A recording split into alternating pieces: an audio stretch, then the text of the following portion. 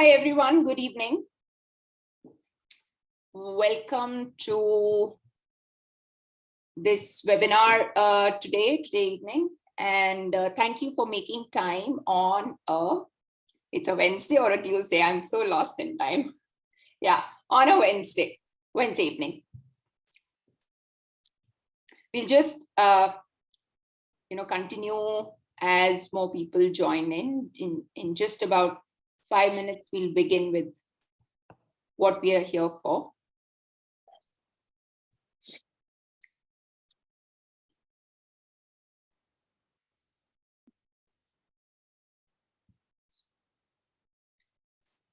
Still people joining in.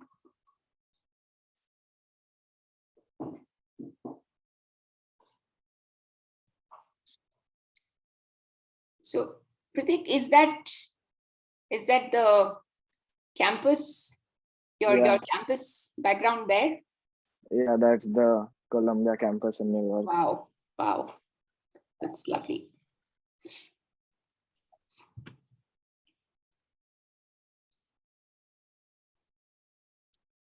Right, we still have folks joining in. It's 7:31.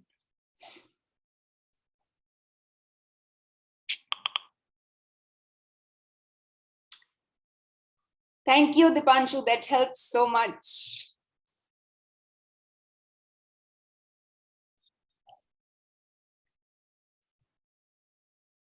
We won't mind if all the other people also send in a thumbs up, because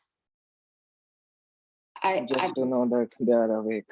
Yeah, just to know that they are awake. And also I did not have my lunch today. I'm very, very low on energy. So probably your thumbs up could really boost up the energy. Thank you, Pooja. Thank you, Manideep.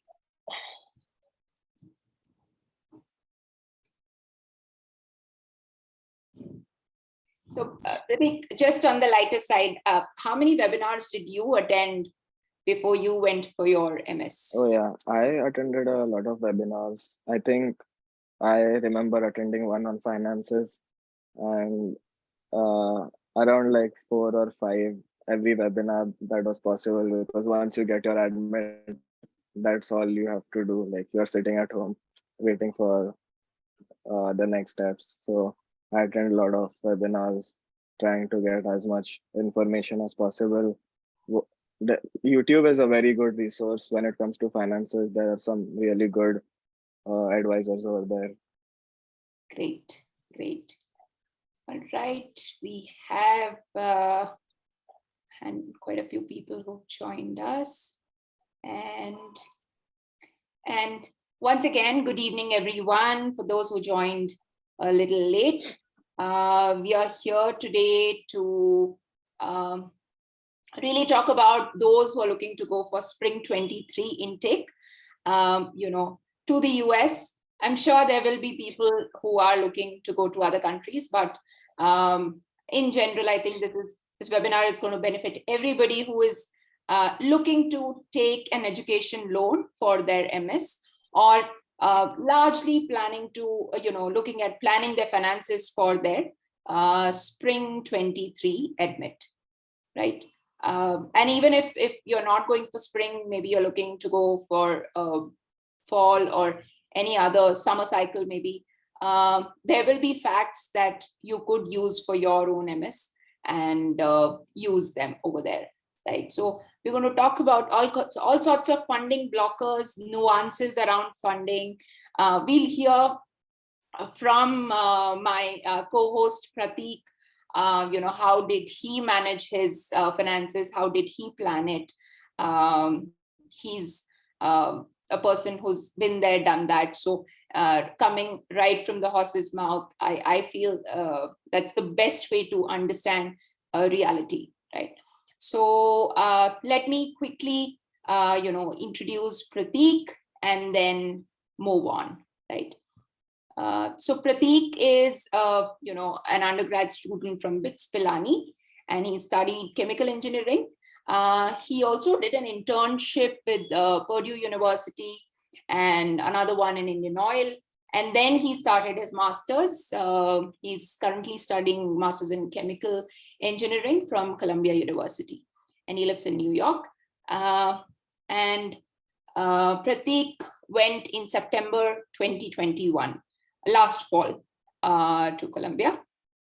So Pratik will, we will see how Pratik's journey was, and in between we will also take up, spend a lot of time answering questions.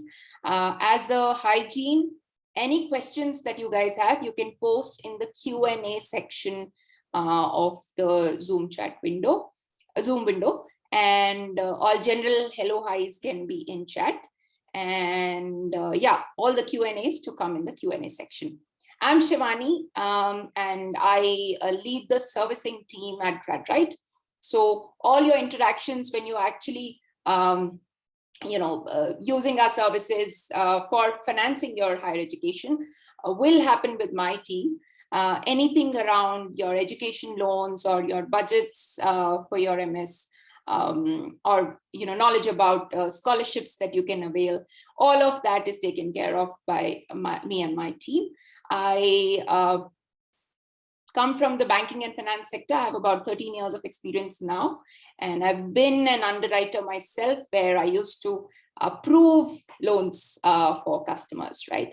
So I can more or less say that I can answer any queries around any objections, any queries you have around your education loan or may have in the future when you apply. I'm good to answer that, right? And what I really like about today's webinar is that Pratik used a loan which not many of us were, may be able to avail, but it's something new and it's something different. And we'll hear more from Pratik as we move on. So let's just begin with a poll right at the outset, where my colleague Shrikar will help us with the poll. Shrikar, can you introduce the poll?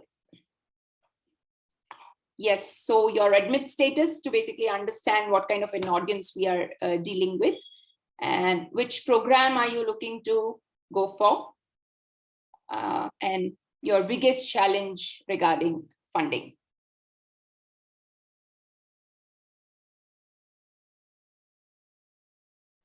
So today's webinar is mostly focused around MS in US. Tomorrow we have another one for students looking to go to Canada for their masters. But 78–80% of the information around finances almost remains same wherever you're planning to study. So it could still be of help to those who are not looking to go to US. Right?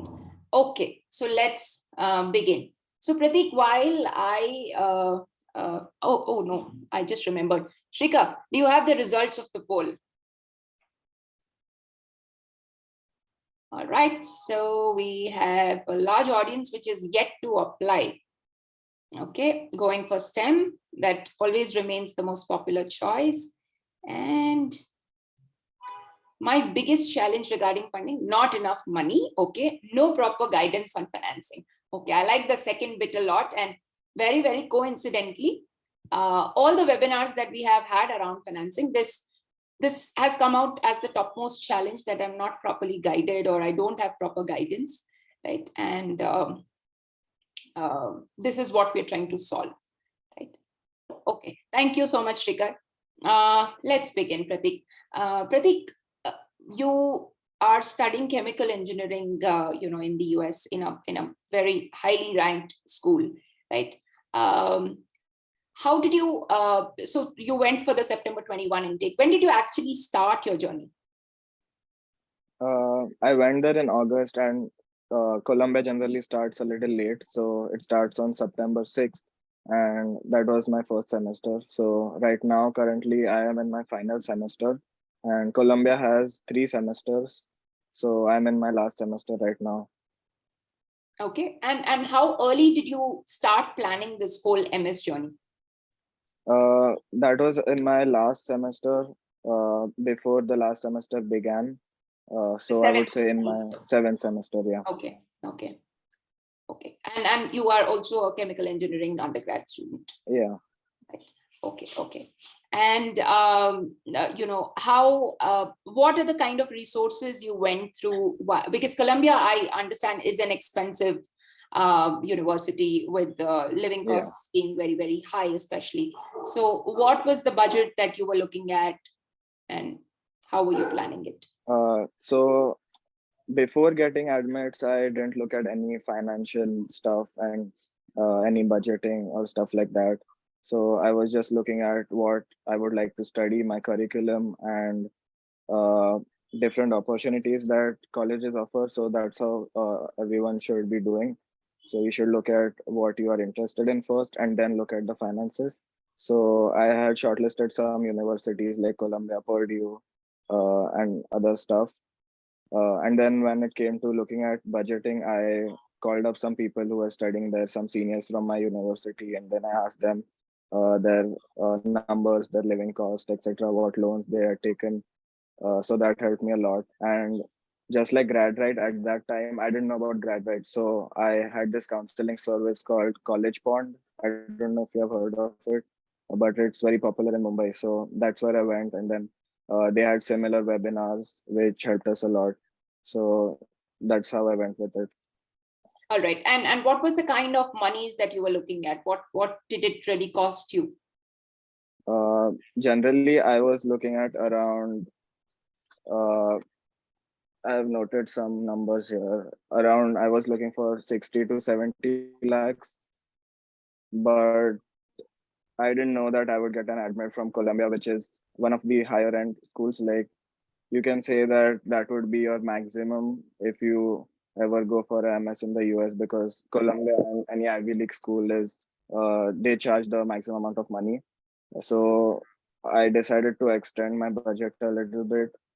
So Colombia is around, I pay $6,600 for one course. So for 4 courses, it's around $26,400. And overall, including tuition and other services that they give, it's around $30,000 per semester. And I have around 3 semesters and 10 courses. So it comes to being around 70 lakhs or like $75,000. Uh, so basically 75,000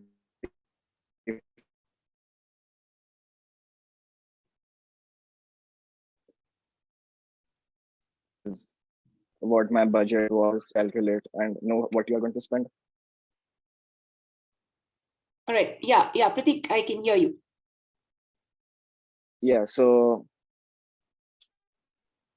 around 70 lakhs is what I would say for the total program, and Okay. including your living cost, etc. It comes to around 80 lakhs in rupees. But that's the higher end. So for on an average, if you go anywhere else, it's going to be around 40 to 60 lakhs uh, for the tuition, and after living, it comes to, you can say, a maximum of around 70 lakhs. And so I have an on-campus job, but that doesn't pay a lot, and Columbia doesn't offer scholarships. So that was that was a hurdle for me. But generally, if students get an opportunity for getting scholarships or TA-ships and RA-ships in which some of their tuition gets waived, that's a very good option. So that comes around, so your total will be around 40 to 50 lakhs for the entire program. All right. So Pratik is doing his master's from Columbia, and Columbia, because the living expenses are on the higher side towards that part of the country. The expense looks like 80 lakhs, but on an average, if you're looking to study in the US, your MS in US, places like New York, Boston, these California, yeah, yeah. they will be higher on the higher side when it comes to living expenses, but on an average, you can assume that 50-60 lakhs of a budget is a good budget to estimate. Yeah.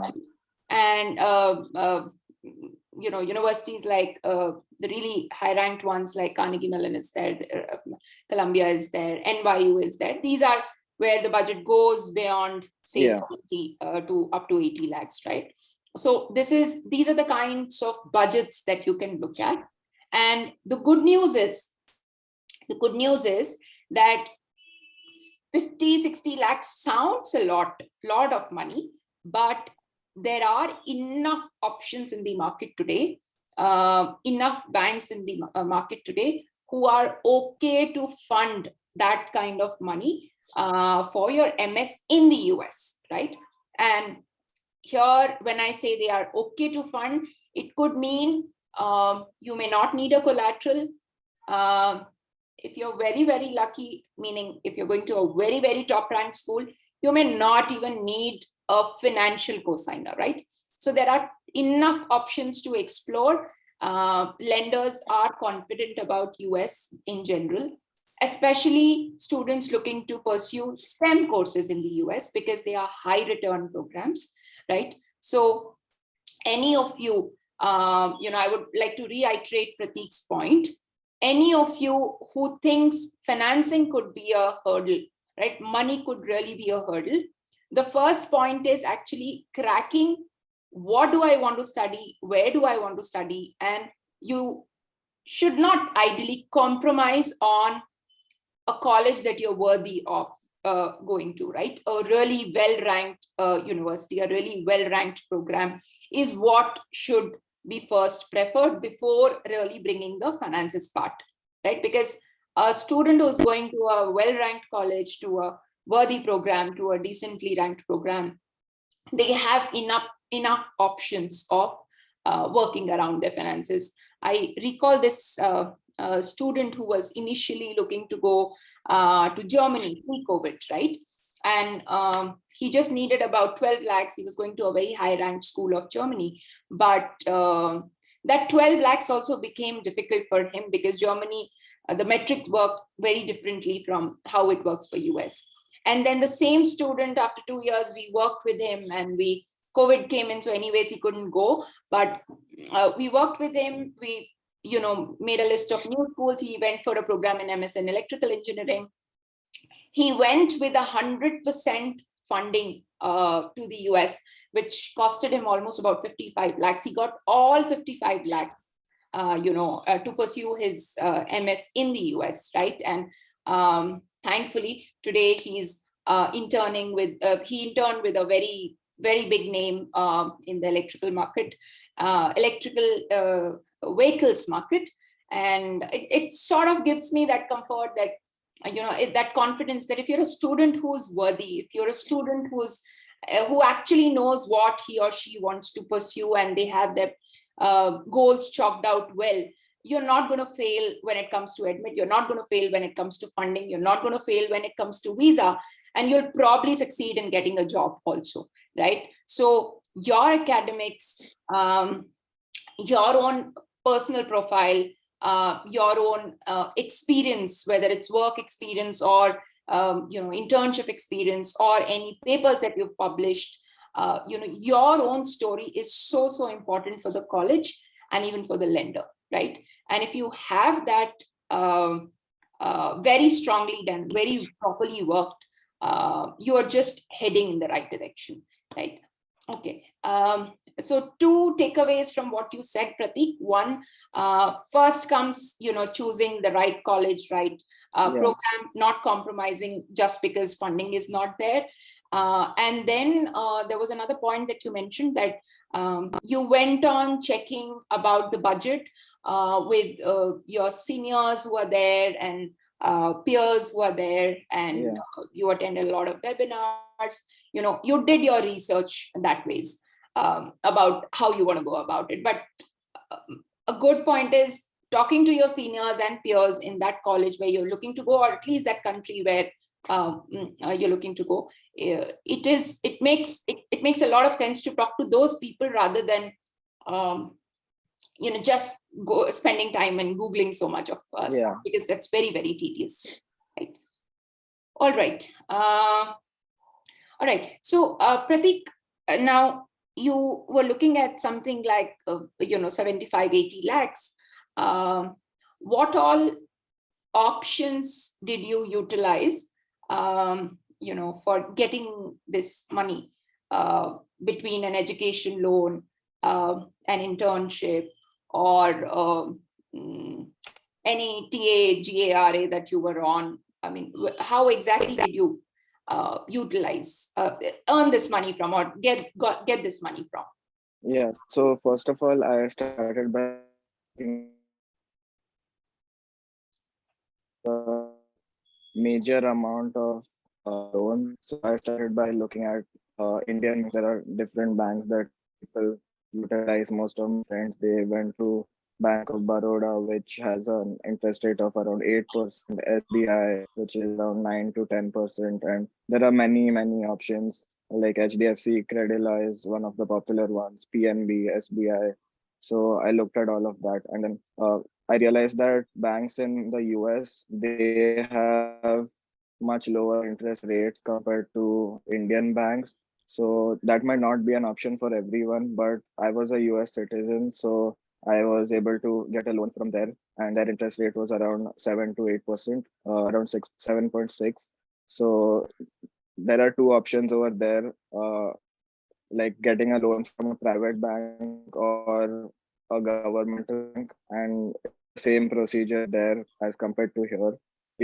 Even here, you can get a loan from either a governmental bank or a private one, and governmental ones generally lower interest rate.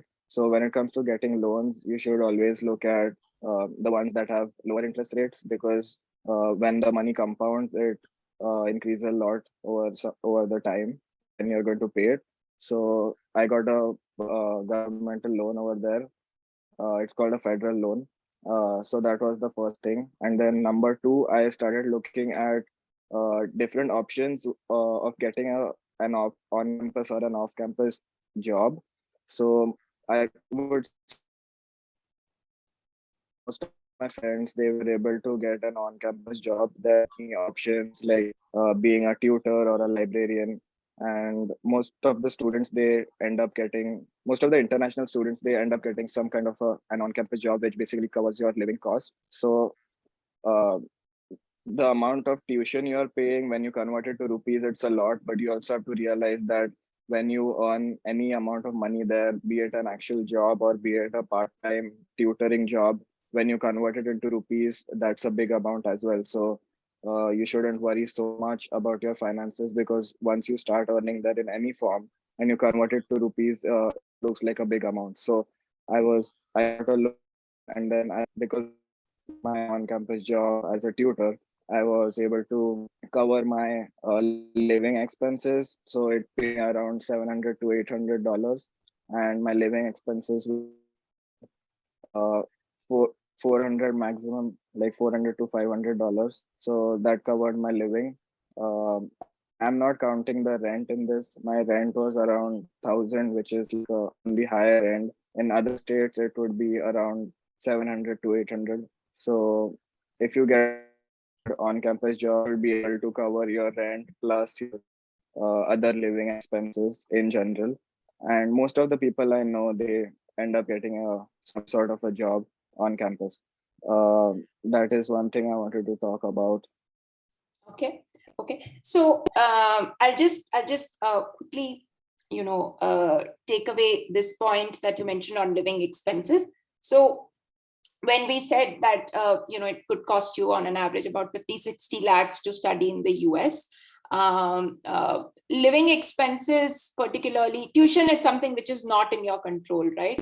So Yeah, what you can really control on are the living expenses, right? And when I say living expenses, these living expenses could become more expensive, or be brought down on the lower yeah, side, basis the choice that you guys can make. Like, say for example, if you use a shared accommodation, then this cost can come down drastically, like 4 people yeah, sharing an accommodation, 5 people sharing an accommodation. Also, living away from campus also brings down the costs, right? Also, yeah, of course, major cities like New York, Boston, these will be obviously on the higher side, like how it is in India in the metros and non-metros, but ways of bringing down your costs, living costs, which are controllable to some extent. This is what you can do. On an average, say if you're looking, if you are looking at a city like New York, then per month you will end up spending, in a shared accommodation also, you may end up spending about $1,000 to $1,100. Yeah. And you would like to keep around $200 to $300 additional, because you may want to travel sometimes, or just keep it if possible as a buffer, because there are certain experiences that you would want to take if you've gone so far.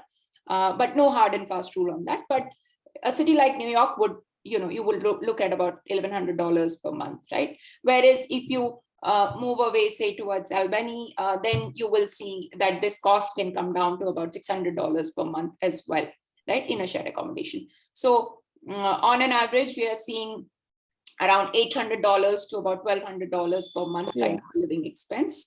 And like Pratik said, there are many options of getting an on-campus job.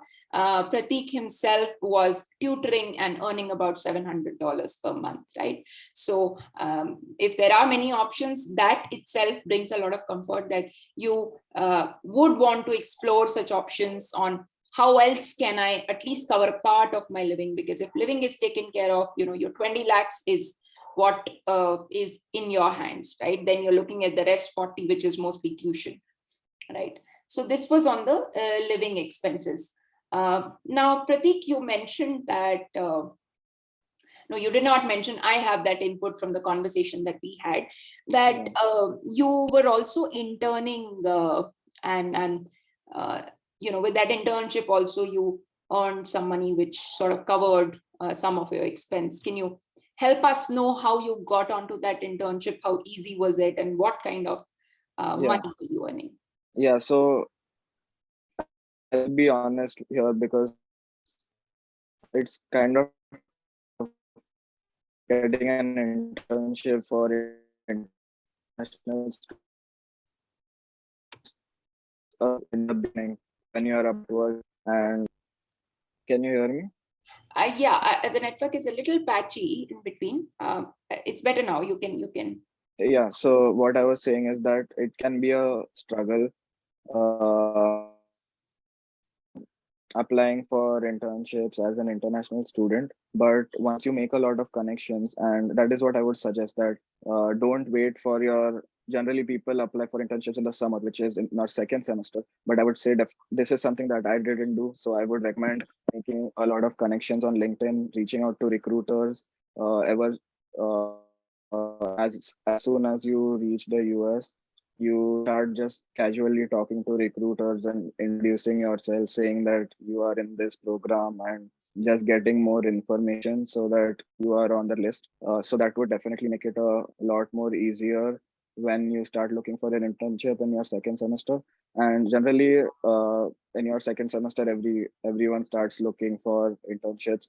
And what people do is they make a long sheet, and then they start various websites. But I would say it's kind of difficult to just going on cold mailing and just applying to like hundreds of companies. So that is not something that I did. I preferred speaking out companies that I would like to work for, and speaking to recruiters on LinkedIn. So instead of applying to 200 companies, you speak to 50 recruiters. So that's much more easier, right? So that is something that you can do. And your internship depends on the state, but on an average, it gives you around $6,000 to $8,000 in your pocket. This is the amount after accounting for living expenses. So the total I earned that I have right now in my pocket would be around $7,000 after my internship, which covers around the tuition cost for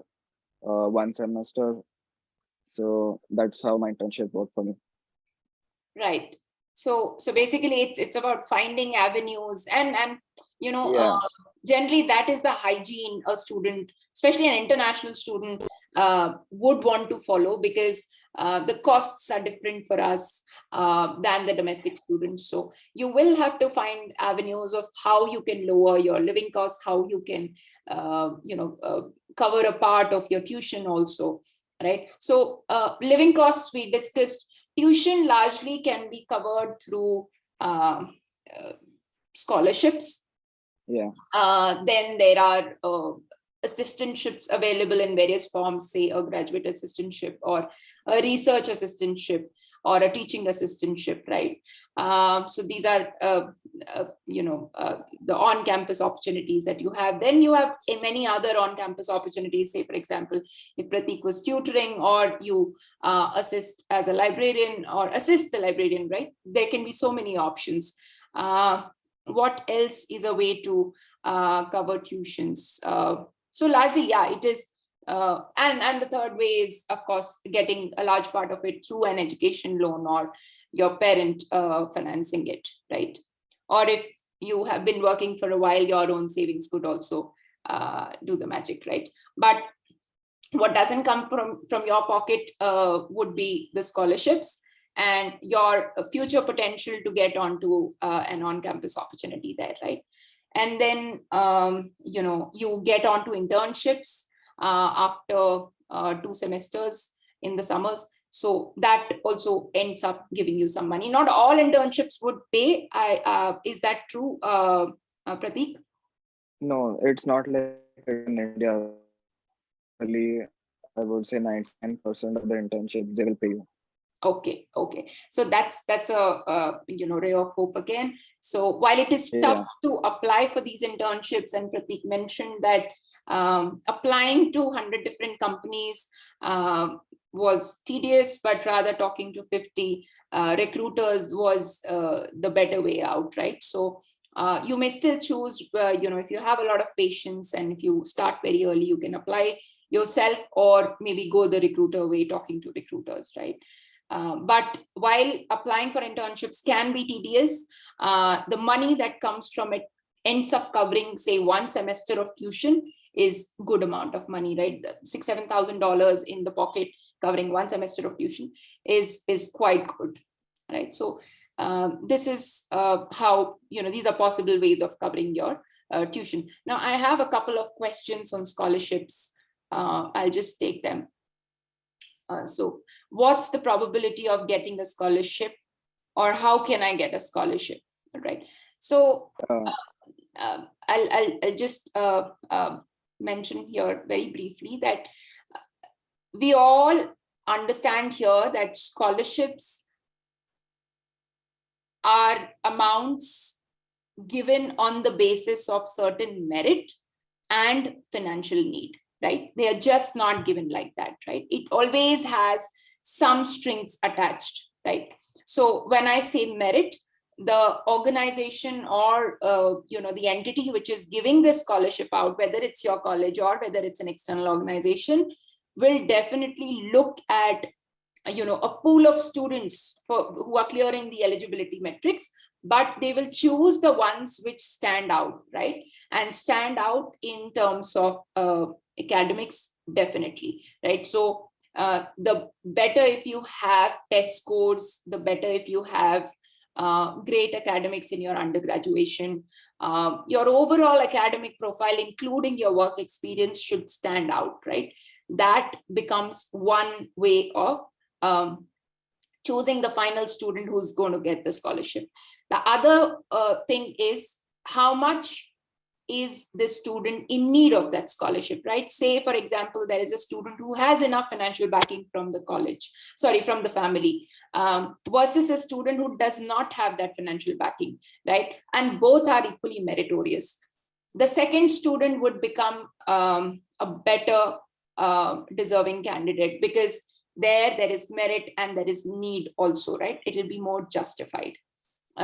So this is primarily what colleges and external organizations who give out scholarships look at.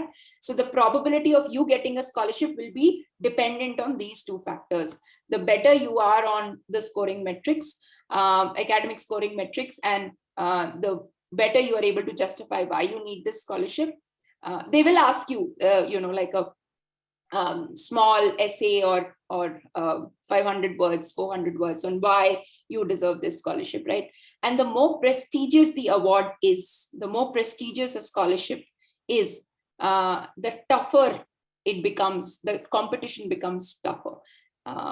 Yeah, so the kinds of scholarships that you guys can look at is college level scholarships. Not all colleges have it, and especially US STEM programs are very, very reserved when it comes to offering scholarships, because these STEM programs have high potential to earn. These students have high potential to earn also, right?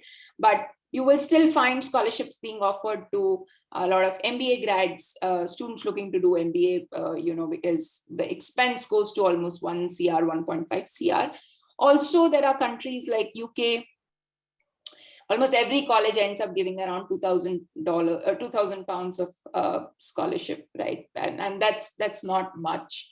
These are the college level scholarships. There are also some internal scholarships that you'll find on the college portal, and you'll have to probably declare when you apply that you may be you are an interested candidate for scholarship, right? There are external scholarships also by organizations like JN Tata, KC Mahindra.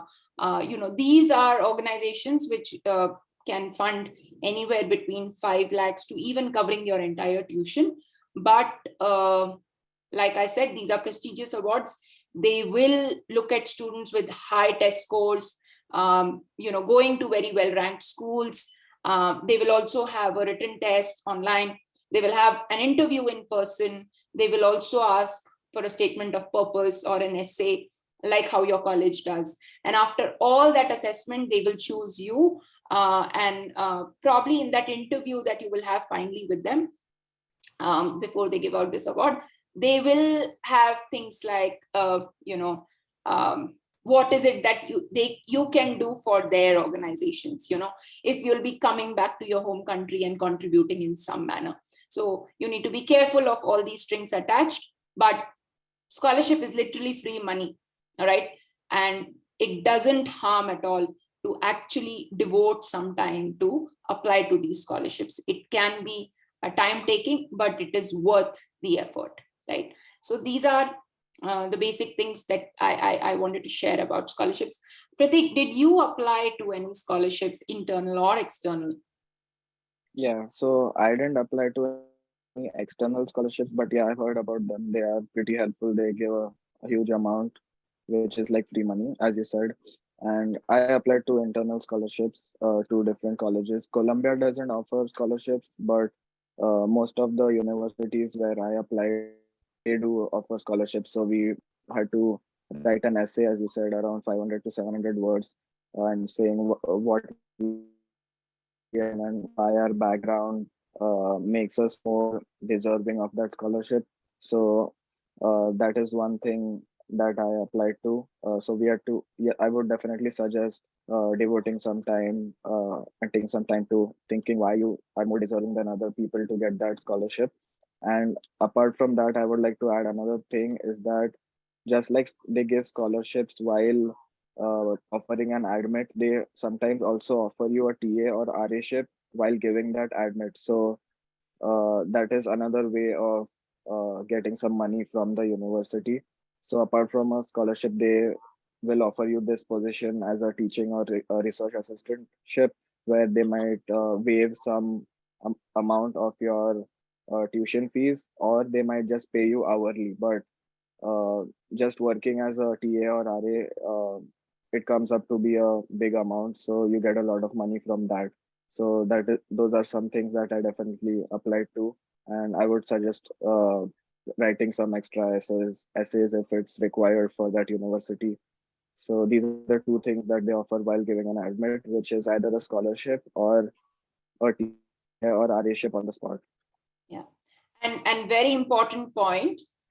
These scholarships and these opportunities, where you can earn money, they are available to students who apply early, right? So it is very, very important that you start applying early, which would mean say if you're a student looking to go next fall, this is exactly the time you should start your research to applying to colleges. And then by November, you can expect most of these scholarship deadlines, will be closed, right? And external scholarships, they will close by February, March, early March, February, right? So they want the cream of students coming, and cream of students are students who start doing all of this much ahead in time, right? So you start applying for next fall, fall 2023 now to your colleges, right? Which means it's literally a year in advance that you work for your admission, right? Because only then you get the best of colleges. Only then you plan your finances well. Only then, if you're done with your admission I-20 and loan, then you have lots of time to plan your accommodation, your flights, spend with family. This is all helping towards saving money at the end of it all, right? So comfortably, if for next fall in May, the visa interview slots will open, you should ideally be done with your loan at least by May, right? So that you have everything ready to apply for the visa interview, right? And then you have enough time to look for cheaper flights, look for cheaper accommodation, and save money therein, right? All right. Now, Pratik, did you manage to get a TARA? No, I did not. So that is one thing, that was another problem I faced at Columbia, is that they don't offer scholarships and they don't offer RA-ships to master students. Okay. So if you work for research as an undergrad, they will pay you if you are a PhD student, but they don't pay master students for research. But another thing is that what we do is that so this is for the engineering school. The engineering school does not pay students for TA or RA-ships, but other schools in Columbia, they pay. So what we do is a lot of students from the engineering school, they try to apply for TA-ships in other, like there are almost 18 to 19 schools, like the climate school and whatever, biotech, other things. So they pay us for being a TA in their department. So I have applied for the next semester, but I haven't received a offer letter yet. So let's see. But that's how generally it works at Columbia in the engineering school. What we do is we just apply for TA-ships in other schools. Other schools. All right. Yeah, that's a good point. So if you are not getting any assistantship opportunity in the school of that university particularly, then you can look at other schools or other departments to apply for a TARA, provided you also meet the criteria that they require. All right. Now let's talk about quickly. Before we start something, we have a small video on GradRight that we would like to share, so that all of you all know what all services we are able to provide. It's a 1-minute video. Shikhar, would you please play the video? To pursue a master's abroad? Are you curious, excited, and anxious about selecting the right program? Want to avoid common pitfalls in making a decision? According to the World Bank, 250 million students are enrolled in universities. That's the same as 1/4 of India walking into a college at once. With such high demand, universities have been multiplying their fees and cutting down on their quality. As an effect, students are not able to earn enough, owing up to $1.5 trillion as student loans in the US alone. At GradRight, we believe an informed choice of university can get you the education you dream of at the right cost. GradRight is a data science-based, alumni-powered platform that enables your journey from selecting to applying to funding. your dream program. Measure quality as per your expectations, admission chances, and your return on each program, and co-create your shortlist with your well-wishers. Connect with alumni of any university and learn from their personal experiences. Access alumni and writing experts from around the world to help build convincing SOPs and applications. Join the GradRight community of rational decision makers and let us negotiate the best loans and scholarships on your behalf for free. Wave goodbye to the arbitrary, let data and your network shape your future success. Sign up and become part of the growing GradRight community. It's free.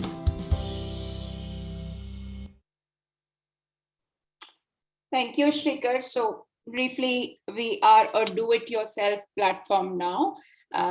We have an app, we have a web platform, and you can use our services for actually selecting the program, or use us for helping you with your finances, right? Funding your program. So there is SelectRight for admissions and there is FundRight for finances. Services are free. While it is a do-it-yourself platform, funding is a typically tedious process. And we always feel that students do want to talk to somebody who can tell them the pluses, the minuses of this entire journey of any loan that they are getting onto, or any way that they are trying to plan the finances.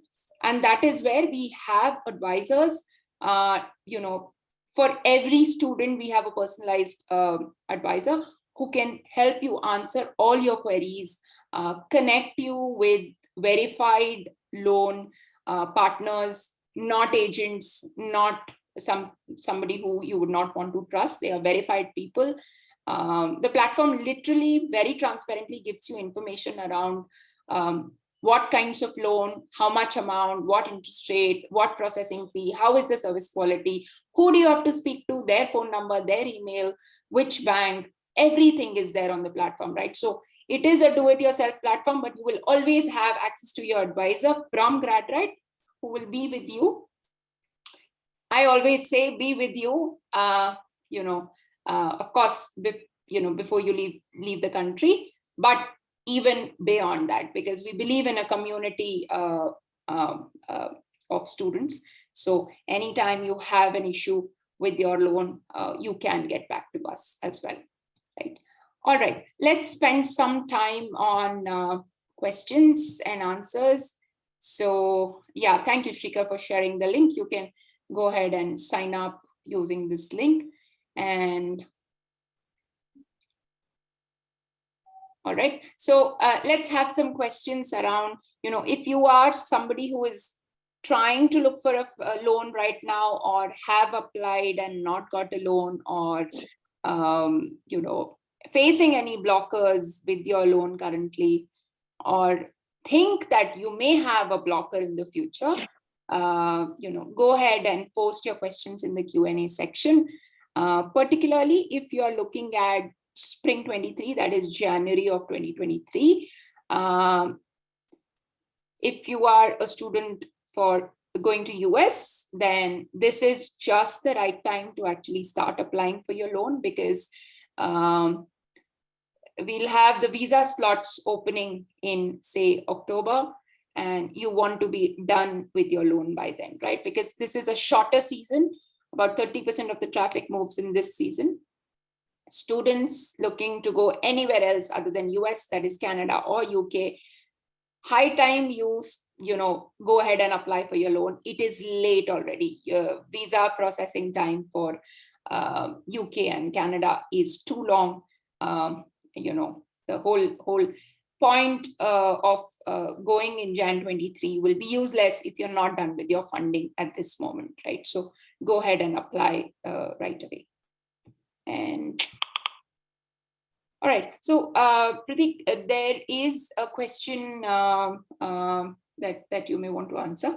Tanya asks that, do we need to write essays corresponding to the situation? So is this the method applying in a similar fashion to all universities for scholarship? And who do we need to send this mail to? So it will be generally, yeah, that is the way that how you are supposed to apply. But some universities, they don't ask you for an essay, and they just allot you scholarships based on your resume and your general profile. But I would say for 90% universities that offer scholarships, you are supposed to write an essay, and you don't have to email it to anyone. You just need to, uh, it's an add-on thing while submitting your statement of purpose and your resume and your other application things. So it's something that you submit on your application portal while submitting the application. So it's not a separate thing that you email to someone. All right. So it's a part of your application Yeah. docket, right? Oh, okay. Okay. Tanya, hope that answers your question. The application to the scholarship will be a part of your application process altogether. All right. Okay. So I see no questions coming up. I would just like to, like all of you to know whether you have an admit or you're planning to apply, that there are enough and many non-collateral options available in the market today. There are many collateral options also available, but more and more we are seeing students looking to go for non-collateral options because they don't want to burden their parents, or they want to do this on their own, right? But both ways, you will be able to, on an average, get about 40 to 50 lakhs of loan when you're looking to go to US, which is enough amount of money. And recently, there have been some interest rate hikes by the RBI. So we are looking at interest rates which are higher than what was prevailing for, the last few months that have gone, or the last few seasons that have gone. We are back to pre-pandemic levels. And this means that it is, and also USD has gone up, right, as a currency. So which means the overall cost is looking high. And therefore, it is very important for all of you to compare all possible options to be able to choose the cheapest one or choose the most suitable one, right? You don't want to get into an option which is not evaluated with another option which could have been made possible, right? So make sure you at least compare 3 or 4 banks, if not all 13, 14, 15 of them, right? And this is very easy to do on GradRight because it helps you check your eligibility very quickly, and it lists all the options that could be possible for your profile in just about no time, right? And these are real offers coming from real people, live people at these banks nearest to your place, right? So very important to compare as many options if you want to actually save money, right? So, and this is the time when you have to do it because dollar is increasing and so are the interest rates, right? So make sure you're on the right kind of a loan.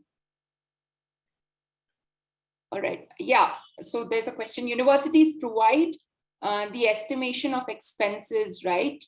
Those that include living expenses. Yeah, so I'll answer that. So universities, they give a rough estimate of their tuition plus the fees, that the total fees basically that you will be paying. But I haven't seen any university that gives, I mean, they might give you a rough estimate of your living expenses, but that varies on the person. So it's different from person to person. So generally they don't indulge in giving a estimate of the living cost, so that you can definitely find out after getting an admit and asking people who live there. Um or maybe you can just find it online. Like there are a lot of blogs that people write about studying at that university. But generally, universities, they don't give an estimate of the living cost. Right, right. So on the university website, you will have a breakup of the tuition costs. They will also, some of them will detail out on the living expenses. But what costs are given on the university website for living expenses, generally on the higher side. So, it is always best to look at a practical side of that cost by talking to your seniors in those colleges or in that country, or your peers. And a good way is also that you sign up on FundRight, because it auto calculates your costing, right? Or your advisor will also exactly tell you what kind of costs are you looking at. So that is not a worry at all these days, right? All right. There's one question from Varun.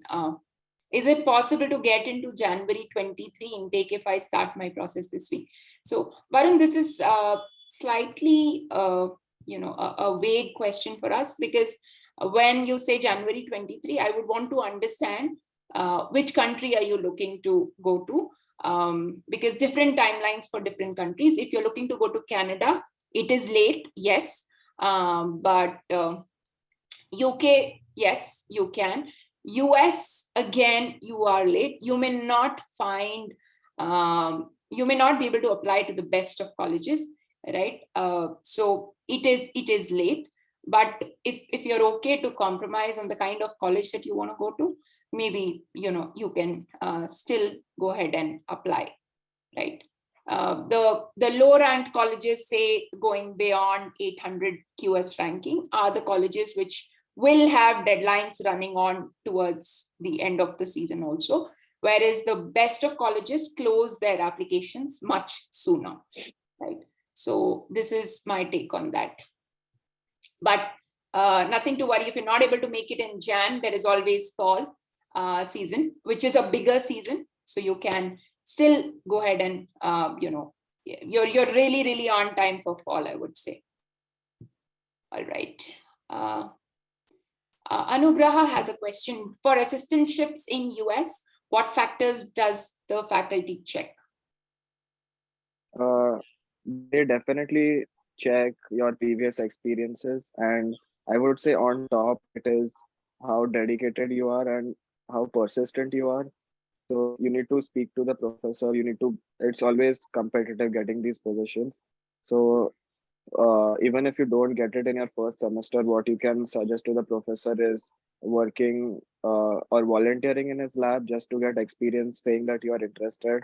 So in your second semester, a candidate who has volunteered in his lab would always be on a higher place to get a research assistantship in your second semester. So what they see is your background, and if you have similar experience, definitely what you should do is, if you have research experience or job experience in the same field, you should find a professor who is working in that field in which you have worked before. So that definitely increases your chances of getting an assistantship.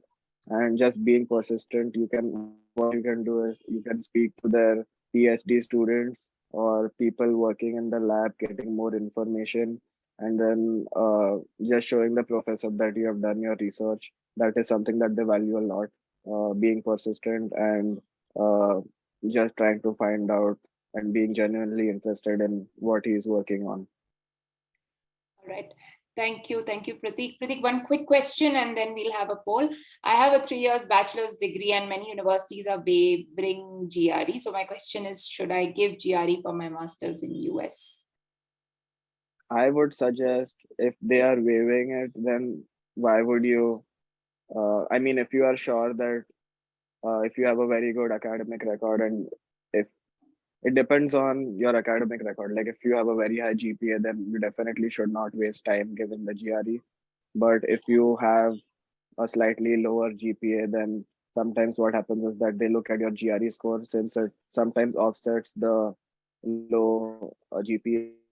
So I would say definitely don't waste time giving the GRE if you have a decent or an average GPA. If you have a very low GPA, then you should give the GRE and try to get a very high score. Yeah. That's a good point. Low GPA, then try to attempt GRE.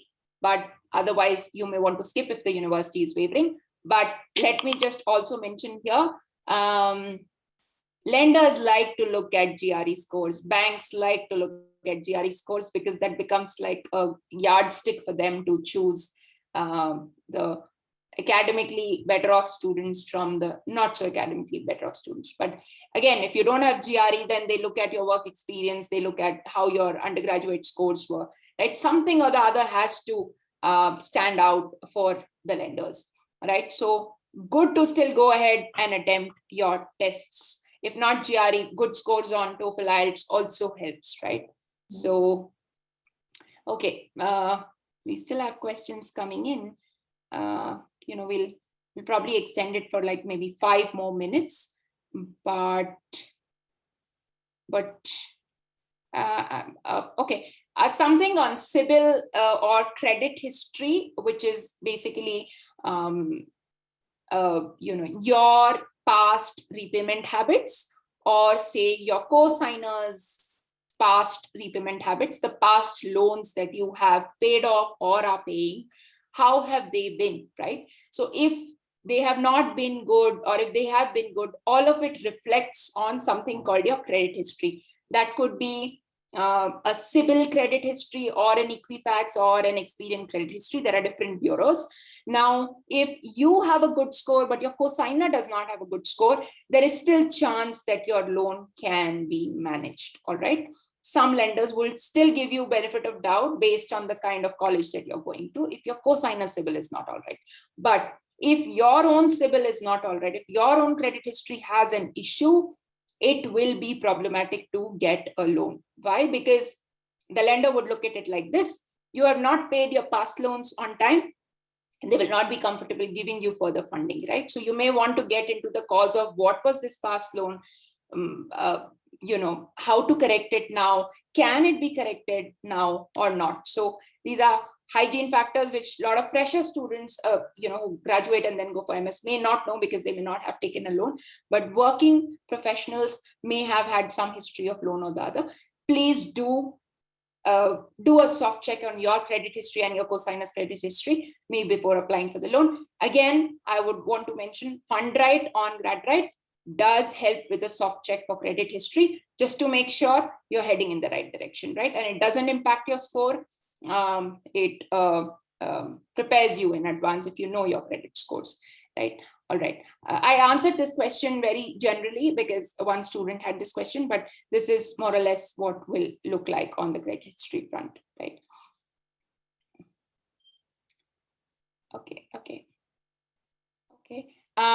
When is the best time to start the loan process for spring 23? If you're looking to go to US, please start a year early, right? So US timelines work like this: you start a year early. If you are late, then maybe you are not looking at such great colleges. So if you're 6 months late, then you will be looking at not such good ranked colleges, right? So 1 year to 6 months is what. If you apply really late, like 3 months, 4 months before the college starts, very bad admits, right? So up to you then.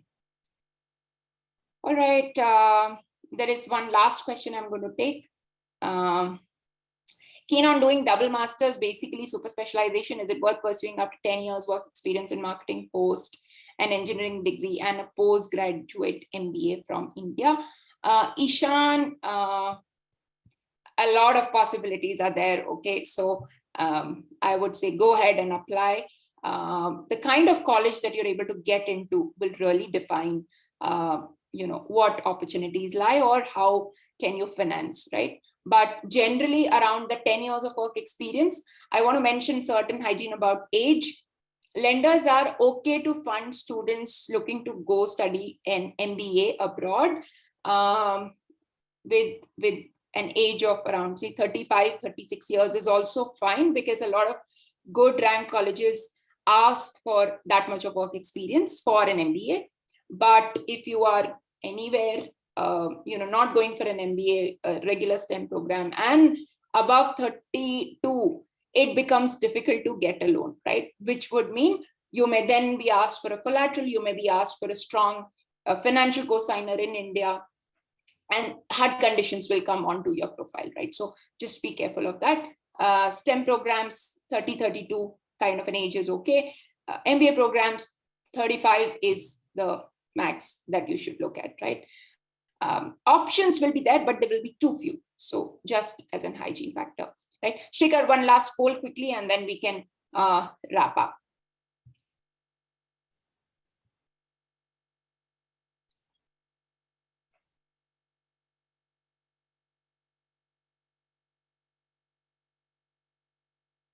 The questions came really towards the end.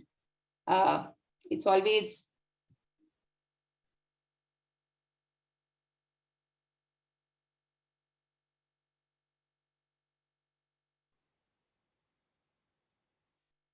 so folks who still have questions on the admissions part, you may want to explore our SelectRight platform and get in touch with the advisory team on SelectRight.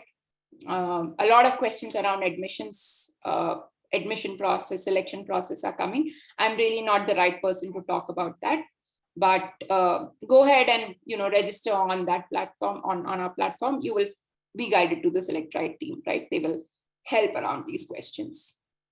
All right. So let's wrap it up over here. Thank you so much, Pratik, for giving us so many insights. And I'm very sure you will get a lot of LinkedIn requests because students like to talk to people like them. So a heads up on that, right? So much for having me. And I definitely have to add that at my time, what I had to do is find resources from different places like YouTube, Google, and just it was a little bit of a struggle. But definitely, if I had something like GradRight, which has everything sorted out in one place, I would definitely go for it. And I think that is one thing. If I look back and I would choose, this is something that I would want during my application. So thank you for having me, and just you guys are doing a great job. Thank you so much, Pratik. That makes my day. In fact, I did not ask for that and I got it. Thank you so much. Thank you. Good night, everybody, and have a good evening.